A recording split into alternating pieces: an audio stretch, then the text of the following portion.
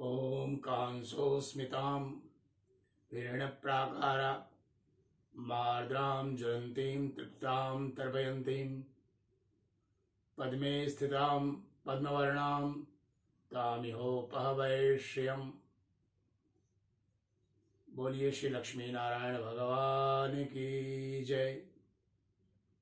समस्त साधकगण एवं जन सामान्य जो इस विशेष प्रसारण को देख रहे हैं, उन सबको लक्ष्मी नारायण भगवान की कृपा मिले, इसके लिए आप सभी की तरफ से उनके श्री चरणों में नमन करता हूं। आज आप सभी ने वैशाख शुक्ल तृतीया सन 2020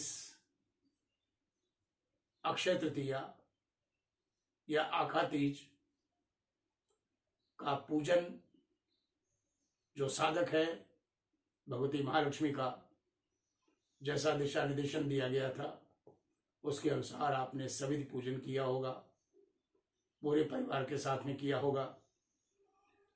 जन सामान्य जो इस विधा में नहीं जुड़े हैं, उन्होंने यथाशास्त्रोक्त पूजन किया होगा।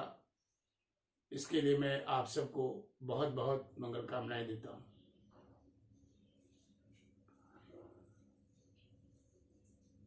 अक्षय तृतीया में जो भी सत्कर्म किए जाते हैं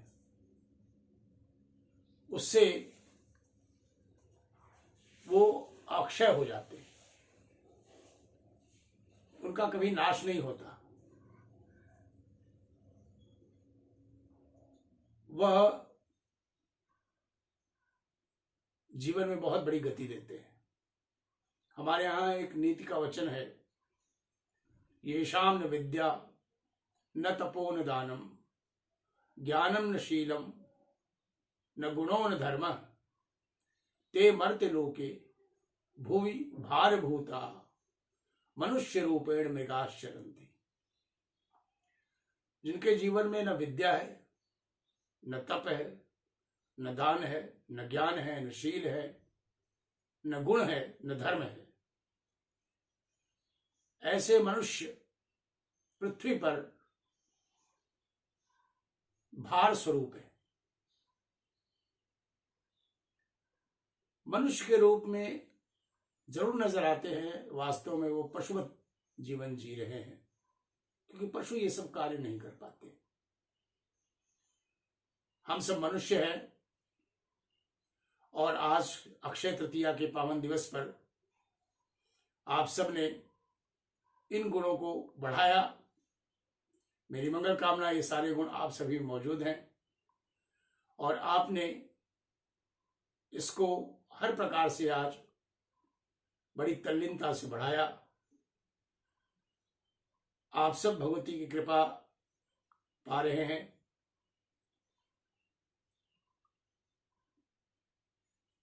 लेकिन क्या हमारा धर्म हमारे पूरे परिवार के कल्याण के लिए नहीं बनता है? क्योंकि परिवार का कल्याण होगा तो हमारे राष्ट्र का कल्याण होगा। आज कोरोना के संक्रमण के कारण बहुत से लोग दूषित हो रहे हैं। पूरा विश्व इस मानवीय त्रुटि का खामियाजा भुगत रहा है। मुझे प्रसन्नता है कि भारत सरकार, हमारे माननीय प्रधानमंत्री और पूरे मंत्रिमंडल ने समाज के विभिन्न अंगों के द्वारा, डॉक्टर्स के द्वारा, नर्स है, रक्षा सेवा में पुलिस है, प्रशासनिक अधिकारी हैं, ये लोग बड़ी ही तन्मयता से, स्वयंसेवी संगठन है, मुझे बताते हुए प्रसन्नता हो रही। अनेक भगवत भक्त ऋषि सेवा समिति की विभिन्न इकाइयां इस संकट के दौर में यथासंभव वो भी जन सामान्य की सेवा कर रहे हैं।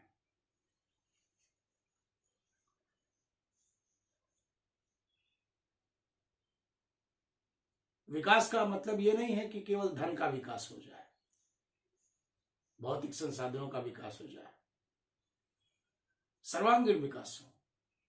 3 चीजें हमको मिली है, तन, मन और धन।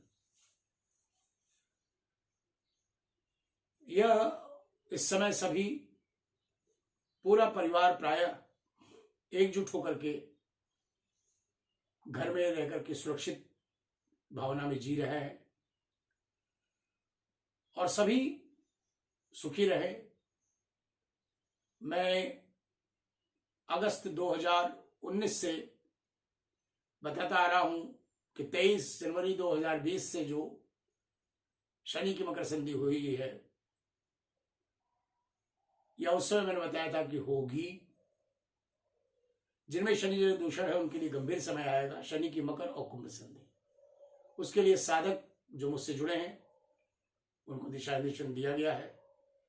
आगे के कथाक्रम जब उनके यहाँ के होंगे उसमें संबंधित सारे कार्यों को, संकल्पों को मैं कराऊंगा।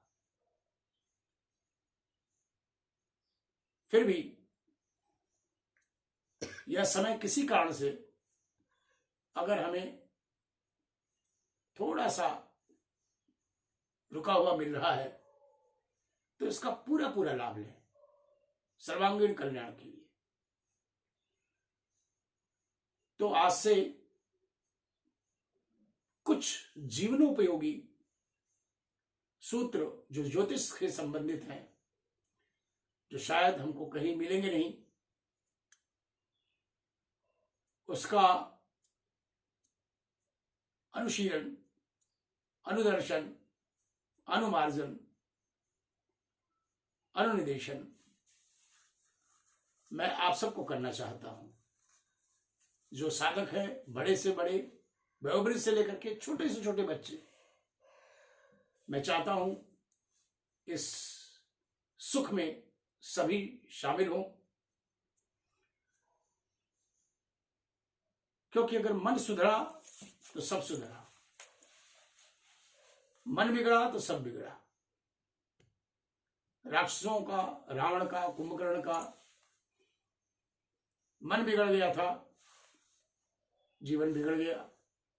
उसी के भाई का मन सुधर गया, विभीषण का जीवन सुधर गया। आज भी देखें, ये जो कोरोना का संक्रमण हुआ है मन के बिगड़ने के कारण हुआ है। कोई राष्ट्र अन्य राष्ट्रों को दबा करके आगे बढ़ने की प्रवृत्ति, तो इसमें हम सभी को सावधान रहना चाहिए। हमारे यहां कहा गया कि यथा चित्तम तथा वाचो, यथा वाचस तथा क्रिया, चित्ते वाच क्रियायाम च साधुना एक रूपता। जैसा मन होता है यथा चित्तम तथा वाचो, जैसा मन होता है वैसी ही वाणी होती है। रावण की वाणी, रावण का मन बिगड़ा था, हिरण्यकशिपु का मन बिगड़ा था, हिरण्याक्ष का मन बिगड़ा था, शिशुपाल का मन बिगड़ा था, उनकी वाणी बिगड़ी हुई थी। इतनी बिगड़ी कि शिशुपाल ने तो भगवान को कितनी गालियां दी। और यथा वाचस तथा क्रिया, जैसी वाणी होती है वैसी ही क्रिया होती है। हम देखें इस समय नॉर्थ कोरिया में क्या हो रहा है, चाइना में क्या हो रहा है। और चित्ते वाच क्रियायाम च, मन, वाणी और कर्म जहां एक रूप होता है वही जीवन सुख को प्राप्त करता है। टेंशन फ्री जीवन को जीना है। दुख आना है मानवीय त्रुटियों के कारण, जैसा अभी हम संक्रमण देख रहे हैं, लेकिन इसमें इन तूफानों को भी, इन परेशानियों को भी हम अगर प्रभु की कृपा समझ करके उसको ही पलट के ढाल बना लें तो ये दुख ही सुख बन जाएगा। क्योंकि जो तूफानों में पलते जा रहे हैं वही दुनिया बदलते जा रहे हैं। इसलिए आपको अपने सर्वांगीण सुख को प्राप्त करना है। इसके लिए ज्योतिष के माध्यम से मैं कुछ गहरे सूत्र ऐसे दे रहा हूं जो वयोवृद्ध से लेकर के छोटे से बच्चे तक अगर अनुशीलन करते हैं तो उनका जीवन आगे बढ़ेगा। और प्रभु ने ऐसा अवसर दिया है। ये अवसर सो करके, खा पी करके, अनावश्यक खेल कूद करके, थोड़ी देर का खेले कूदे, मैं मना नहीं कर रहा हूं, आराम करें, लेकिन उसको व्यर्थ बर्बाद न करें, क्योंकि सांसें गिनी चुनी है, उनको नष्ट कर देंगे, उससे विकास नहीं हो पाएगा। सबसे पहले ये ज्योतिष शास्त्र यह जीवित प्राणियों से संबंध रखता है, निर्जीव से नहीं। मैं देखता हूं लोग भारत की कुंडली बनाते हैं, अनेक देशों के पर विचार करते हैं, ये संभव ही नहीं। भारत कब बना, पाकिस्तान कब बना, अन्य देश कब बने, ये इतिहास की तिथियां हो सकती हैं, लेकिन ये सृष्टि की तिथियां हमको नहीं मालूम, और ये निर्जीव है। इसलिए केवल सजीव पर बात करिए, मनुष्य पर बात करिए। ज्योतिष शास्त्र, मनुष्य, मुहूर्त वगैरह जो है वो एक दुनिया अलग होती है। अब ज्योतिष शास्त्र में दो अंग होते हैं, गणित और फलित। एक महान ज्योतिषी गणित के कार्यों को करके ग्रहों की स्थिति, चाल, अन्य मुहूर्त कब आएंगे, ये सब काम की गणना करता है। वो जनसामान्य का विषय नहीं है। फलित जो जन्म पत्रिका बनी, ग्रहों की स्थितियां स्पष्ट हुई, अगर जन्म मिला है तो वैसा जीवन सारा संचालन होगा। तो बहुत से लोग इसमें विश्वास नहीं रखते। वो सोचते हैं कि ये ग्रह इतनी दूर होने के बाद भी पृथ्वी पर किस प्रकार प्रभाव पहुंचा सकते हैं। इस कारण थोड़ी सी बात को शुरू में करना चाहता हूं। 7 प्रत्यक्ष ग्रह हैं, सूर्य, चंद्रमा, मंगल, बुध, बृहस्पति, शुक्र और शनि। ये सब जानते हैं, ये आकाश में स्थित है। ये सत्य है। हमारे मानने या न मानने से कुछ होने जाने वाला नहीं। सूर्य के आसपास पृथ्वी आदि कई ग्रह परिक्रमा करते हैं, और ये अंतरिक्ष में, इस शून्य में आकर्षण शक्ति के नाते लटके हुए हैं और नियमित रूप से गतिशील रहते हैं। चंद्रमा, पृथ्वी, बुध, शुक्र, मंगल, गुरु, शनि, ये सब ग्रह घूम रहे हैं। इन सभी के समुदाय को सूर्य का परिवार कहते हैं, जिसे कहते हैं सौर जगत। बात साफ हो गई। ये सभी ग्रह सूर्य की आकर्षण शक्ति के वशीभूत होकर के विशेष नियम और परिक्रमा पथ में सूर्य की परिक्रमा कर रहे हैं। इनमें प्रत्येक ग्रहों के पृथक पृथक आकर्षण शक्ति स्वयं की है। जैसे बृहस्पति की आकर्षण शक्ति के कारण बहुत से पृथ्वी में बहुत सी रक्षा रहती है। जैसे पृथ्वी का एक उपग्रह है चंद्रमा, पृथ्वी की आकर्षण शक्ति के प्रभाव से वह चंद्रमा पृथ्वी के आसपास घूम रहा है, और सूर्य की आकर्षण शक्ति से खींचे हुए चंद्रमा, पृथ्वी सूर्य की परिक्रमा कर रहे हैं। इसी प्रकार शनि आदि ग्रह भी जो है, राहु और केतु, ये छाया ग्रह होते हैं,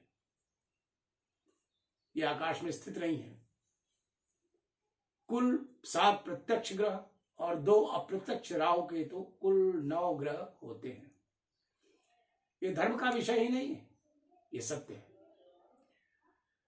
सूर्य पर मैं बात बताऊंगा। सूर्य पृथ्वी से लगभग 15 करोड़ 36 लाख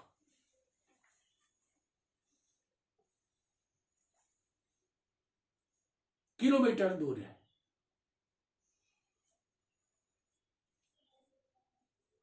ये बहुत पहले से सारी हमारे ऋषियों मुनियों ने ये सब कैलकुलेशन किया और उसको व्यवस्थित किया था। हनुमान चालीसा आपको कंठस्थ होगी, उसमें एक पंक्ति आती, युग सहस्त्र योजन पर भानु लीलियो ताहि मधुर फल जानो। युग सहस्त्र योजन पर भानु, पृथ्वी से सूर्य युग सहस्त्र योजन दूर है। युग का मतलब है एक युग 12,000 वर्ष का होता है। सहस्त्र 12,000 में 1,000, सहस्त्र माने 1,000 का को गुणा करेंगे, और योजन, एक योजन यानी 8 मील। इन तीनों को गुणा करेंगे तो मिलेगा 96 करोड़ मील। एक मील में 1.6 किलोमीटर होते हैं। अब अगर 96 करोड़ मील को 1.6 किलोमीटर से गुणा करेंगे तो 15 करोड़ 36 लाख वर्ष आएंगे। ये गोस्वामी तुलसीदास जी ने भी बता दिया था। ये कोई भावना का विषय नहीं है, सत्य है। पृथ्वी से सूर्य की दूरी 15 करोड़ 36 लाख है। नासा के वैज्ञानिकों ने भी यही दूरी मापी। सूर्य अपनी गति पर, अपनी धुरी पर घूम रहा है। हर ग्रह अपनी एक गति पर घूमते हुए सूर्य की परिक्रमा करते हैं। ग्रहों की अपनी धुरी पर घूमना और फिर घूमते हुए सूर्य की परिक्रमा करना। ये जो हमारा चंद्रमा दिखाई पड़ता है, ये अपनी धुरी पर घूमता हुआ पृथ्वी की परिक्रमा कर रहा है।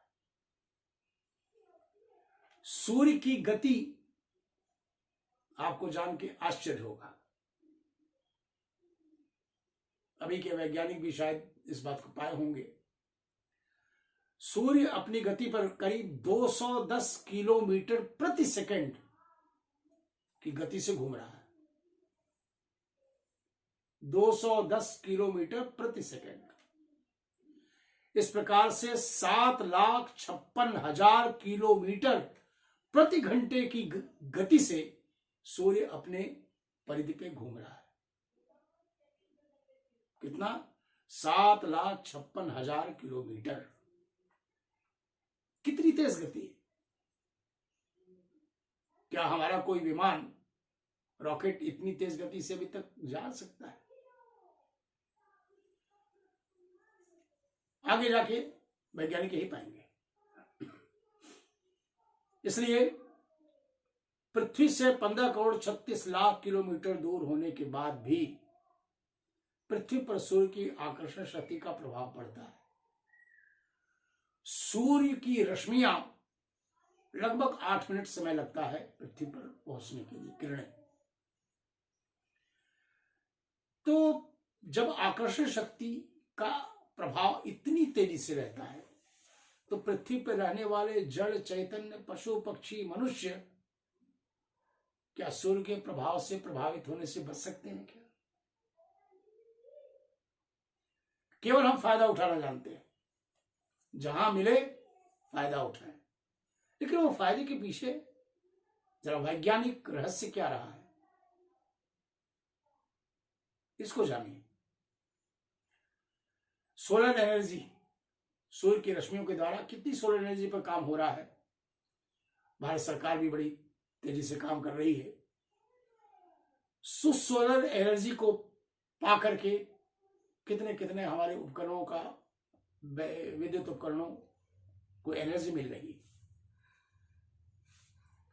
प्रातःकाल सूर्य की किरणें तिरछी पड़ती हैं, मध्याह्न में सीधी पड़ती हैं, रात्रि में किरणों का अभाव रहता है। इसी प्रकार से जो बालक जिस समय जन्म लेता है, प्रातःकाल, दोपहर, सायं, आधी रात्रि के लगभग, तो सूर्य जैसा रहता है, उदय, परम ज्योति पर, अस्त या पूर्ण रूप से अंधेरा, तो उस जातक में, हर जातक में सूर्य का वो प्रभाव आता ही है। इसलिए आप देखते होंगे कि जब ग्रीष्म में सूर्य वृष और मिथुन राशि पे रहता है, सूर्य की किरणें सीधी पड़ती हैं, तो गर्मी होती है कि नहीं होती। हेमंत ऋतु में जब वृश्चिक या धनु पर संक्रांति रहती है, तिरछी पड़ती हैं, इसलिए इन सूर्य की जो 12 राशियों पर विचरण होता है, बालक का जन्म, उसके आत्मस्थिति उसी प्रकार से होगी। सूर्य का प्रभाव पौधों और वृक्षों पर भी पड़ता है। वर्षा ऋतु में जो इल्लियां वगैरह होती हैं, इंसेक्ट बहुत अधिक उत्पन्न होते हैं, कृषि को हानि पहुंचाते हैं, खेती को हानि पहुंचाते हैं। बुखार का भी प्रकोप बढ़ता है। समस्त जड़ चैतन्य पर सूर्य का प्रभाव होता है।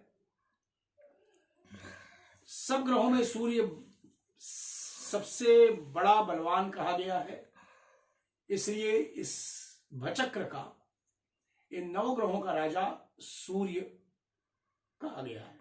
प्रथम राजा सूर्य, द्वितीय राजा चंद्रमा। इसलिए जो जिस परिस्थिति में उत्पन्न हुआ वह उसका प्राकृतिक स्वभाव बन जाता है। जैसे ठंडी प्रकृति में उत्पन्न हुए जो वृक्ष हैं, उनको गर्म प्रकृति में अगर उत्पन्न करने का हम प्रयास करेंगे तो या तो होगा नहीं, यदि होगा तो उसकी शक्ति क्षीण होगी, शक्तिहीन होगा, वो पौधा रोगी होगा। कारण कि ठंडे वातावरण में उत्पन्न होने से उसका जीवन भी जन्म समय के वातावरण से प्रभावित होकर के उसी प्रकृति को ग्रहण करता है। इस कारण भिन्न भिन्न स्थिति में उत्पन्न हुए जो जातक हैं, बालक हैं, उनकी प्रकृति भी भिन्न भिन्न होती है। डॉक्टर हमारे पाश्चात्य के बहुत अच्छे विद्वान हुए हैं, डॉक्टर मॉरिस फाउर ने 1927 में फ्रेंच अकादमी के सम्मुख उपस्थित करके डॉक्टरी और ज्योतिष संबंधी रिकॉर्ड उपस्थित करके बताया था कि सूर्य के धब्बे जो सूर्य में एक ही दिशा में परिक्रमा करते हैं, करीब 25.5 दिन में उनकी एक परिक्रमा होती है। जब धब्बे दिखाई पड़ते हैं तो उस समय लोगों की मृत्यु संख्या बहुत बढ़ जाती है। इसका प्रमाण दिया उन्होंने। तो 7 ग्रह क्या क्या प्रभाव देते हैं हमारे जीवन में।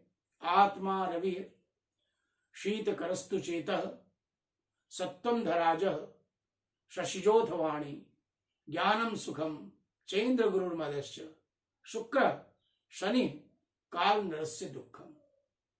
सूर्य के द्वारा आत्म तत्व मिलता है। आत्मा रवि, शीत करस्तु चेतः, शीतकर मत अर्थात चंद्रमा मन को नियंत्रित करता है। चंद्रमा का प्रभाव सूर्य से दूसरे नंबर पर है, इसलिए प्रथम राजा सूर्य कहा गया और द्वितीय राजा चंद्रमा कहा गया। ये जो भचक्र में हमारे नजर आते हैं अंतरिक्ष में, ये हमारा सूर्य है, हमारे चंद्रमा है। ऐसे पूरी सृष्टि में अनगिनत सूर्य है, अनगिनत चंद्रमा है।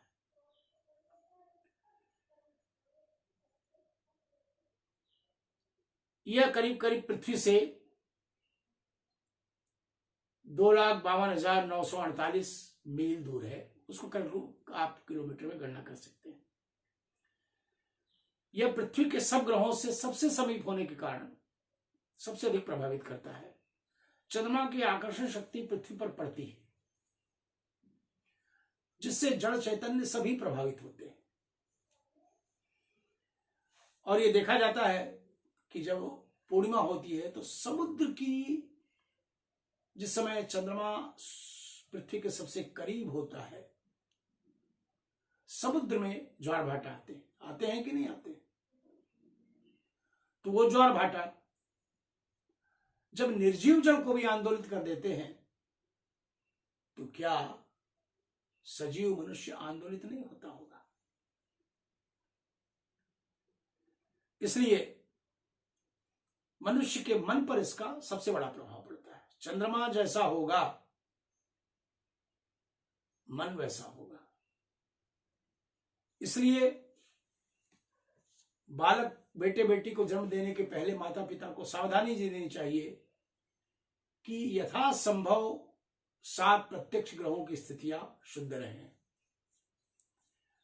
तो जिस समय बालक गर्भ में रहता है, अगर माता का मन प्रसन्न रहता है, घर में पुण्य का वातावरण बना रहता है, जैसा आज आप लोगों ने अक्षय तृतीया के दिन बनाया, तो बालक के मानसिक विकास में बहुत बड़ा बल मिलता है।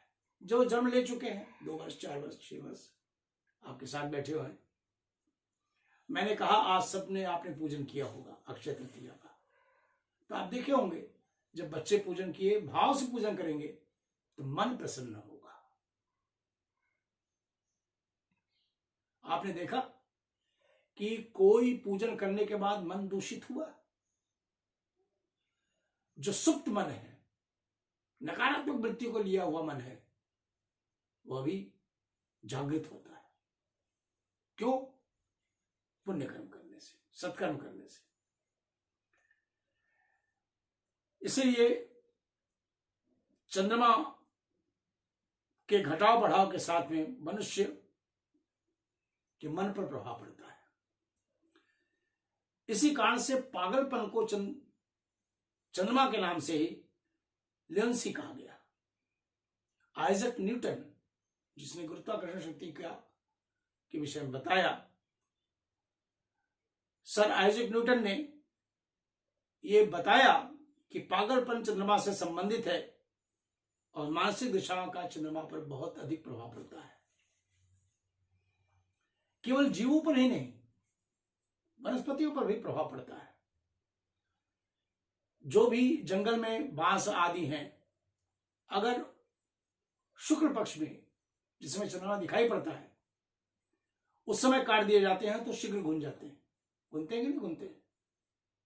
क्योंकि शुक्ल पक्ष का अधिक प्रभाव वृक्ष आदि की उत्पादक शक्ति पर पड़ता है।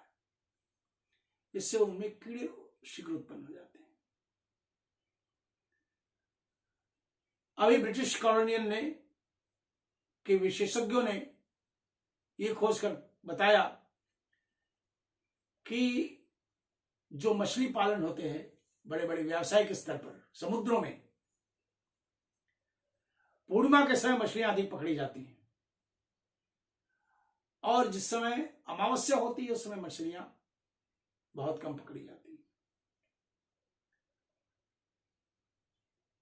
घोंघों की एक विशेष प्रजाति जो होती है, वो अपने घोंघे खोलते हैं, अपना पालन करते हैं, जिससे मध्याह्न रेखा के अनुसार चंद्रमा की विशेष तिथियां उस तरह की होती है। तो ये मैंने आपको थोड़ी सी बात को 2 ग्रहों के विषय में बताया। मंगल के द्वारा मनुष्य के सप्त, रजस और तमस तत्व का नियंत्रण होता है। बुध के द्वारा वाणी का नियंत्रण होता है। बृहस्पति के द्वारा प्रज्ञा, मेधा शक्ति का नियंत्रण होता है। शुक्र मनुष्य के भौतिक संसाधन, धन संपत्ति, दाम्पत्य जीवन आदि को नियंत्रित करता है। शनि के द्वारा मनुष्य के सुख और दुख का नियंत्रण होता है। आप देख रहे हैं 23 जनवरी 2020 से जो शनि मकर संधि पर आया, उससे कितनी दिक्कतें आई। कभी कभी लोगों के मन में होता है कि ज्योतिष शास्त्र की जो भविष्यवाणी है वो किस प्रकार से हम पालन कर पाएंगे। मेरे भाई बहन, यह प्रभु से जुड़ा हुआ है और उसके बाद मानसिक गति, अध्ययन, इष्ट की सिद्धि, इन सब पक्षों के माध्यम से ज्योतिष का फलादेश होता है। एक मेडिकल साइंस, बहुत से बच्चे पढ़ रहे हैं डॉक्टर बनने के लिए, इंजीनियर बनने के लिए। डॉक्टर जो कई वर्षों तक मेडिकल साइंस का अध्ययन करता है, अध्ययन के बाद जब किसी रोग का निदान करता है तो उस रोग के विषय में भिन्न भिन्न डॉक्टरों की राय भिन्न भिन्न होती है कि नहीं होती है। जब असली रोग पता चलता है तब उसका निदान पक्का होता है।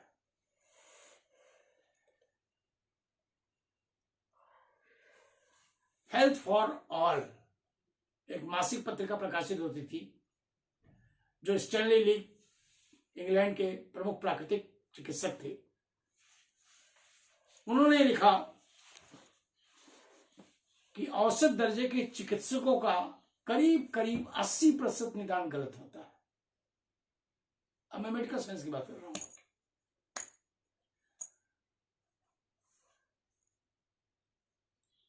हृदय रोग के बहुत बड़े विशेषज्ञ हुए हैं सर जेम्स मैकेंजी, शायद नाम सुना होगा। अपनी मृत्यु के कुछ समय पूर्व उन्होंने भाषण दिया था शोध का अपना, और उन्होंने कहा था कि जीवन पर्यंत मैं परीक्षण करने के बाद इस परिणाम पर पहुंचा हूं कि चिकित्सक लोग साधारण रोगों में करीब करीब 70% निदान गलत कर पाते हैं। असाधारण रोगों में यह संख्या और अधिक होती है। जब उन्नति के शिखर पर पहुंची हुई मेडिकल साइंस की यह हालत है तो ज्योतिष शास्त्र पर जनसामान्य क्यों उंगली उठाते हैं? छोड़िए, बड़े बड़े जज जो अनेक वर्षों तक कानून का अध्ययन करते हैं, कानूनी पुस्तकों का ज्ञान प्राप्त करते हैं, किसी अभियोग का निर्णय कर अपराधी को प्राणदंड तक की सजा दे देते हैं। अपील करने पर ऊंची अदालत में जज उसके निर्णय को पलट करके अपराधियों को कभी कभी उन्हीं साक्षियों को के आधार पर निर्दोष पाकर के छोड़ देते हैं। इसे कहते हैं विचार की शक्तियों में अंतर। ये हो रहा है कि नहीं हो रहा है? तो ज्योतिष शास्त्र पूरी तन्मयता, गंभीरता से आज मैंने थोड़ी सी प्रस्तावना आपको दी। प्रयास मैं करूंगा कि आगामी गुरुवार को फिर से इसके आगे का कुछ ज्योतिष में प्रवेश कराऊंगा। ऐसे रहस्यों को बताऊंगा जो आप संभवतः कहीं नहीं पाएंगे। सुख के रास्ते पर चलते रहें, भक्ति के रास्ते पर चलते रहें, तो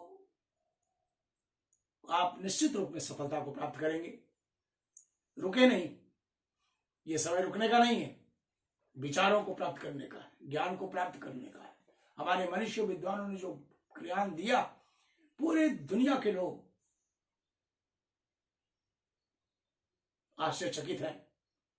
जाने दीजिए, अभी हमारे भारत के प्रधानमंत्री श्री नरेंद्र मोदी जी एक धर्म का अनुशीलन करने वाले व्यक्ति हैं। कितनी तेजी से हमारे राष्ट्र का विकास हो रहा है। अभी थोड़े से कदम रुक से गए हैं, लेकिन आप रुके नहीं, चलते रहे। चले ही गई थी। चलता रहूंगा पथ पर, तो क्या होगा? चलने में माहिर हो जाऊंगा। अगर चलेंगे ही नहीं, रुके रहेंगे, तो क्या विकास होगा? चलता रहूंगा पथ पर, चलने में माहिर हो जाऊंगा, या तो मंजिल मिल जाएगी या अच्छा मुसाफिर बन जाऊंगा। हमें मंजिल को पाना है, और मंजिल उन्हीं को मिलती है जिनके सपनों में जान होती है। मंजिल उन्हीं को मिलती है जिनके सपनों में जान होती है। पंख से कुछ नहीं होता, हौसलों से ही उड़ान होती है। भक्ति हौसला भरती है। आज आपने अक्षय तृतीया पर, आकातीज पर भगवान का पूजन किया, दान किया, सत्कर्म किया। आप सबके बच्चों ने उसमें हिस्सा लिया। उन आप सबको मैं देख तो नहीं रहा हूं, इन छोटे छोटे बच्चे जो आपके पास बैठे हैं पोते पोतियों के रूप में, मेरे बेटे बैठे हैं, बहू बैठी हैं, बेटियां बैठी हैं, साधक का पूरा परिवार है। मैं तो नहीं देख रहा हूं, लेकिन लक्ष्मी नारायण भगवान की निगाहें आपको देख रही हैं। आप उनकी निगाह में आइए। अगले गुरुवार को शाम को 5 बजे फिर आगे के सूत्रों को मैं लूंगा। बोलिए लक्ष्मी नारायण भगवान की जय।